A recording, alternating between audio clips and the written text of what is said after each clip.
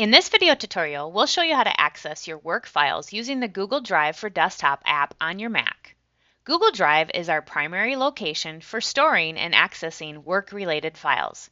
If you've been using the web version of Google Drive, you can continue to do so, but the Google Drive for Desktop, you have easy access right from your Finder on your Mac. Let's jump in and talk about how to access your work files from Google Drive for Desktop. First, open the Finder, which is the file management app on your Mac.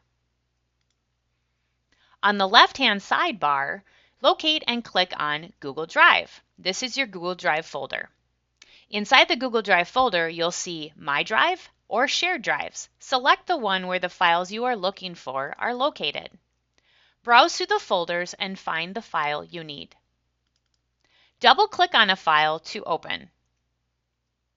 Google Drive should only be used for work-related files. Please do not store personal files on your college-provided account. If you should have any questions or need assistance, please contact the GTS helpline at 507-933-6111 or email at helpline@gustavus.edu.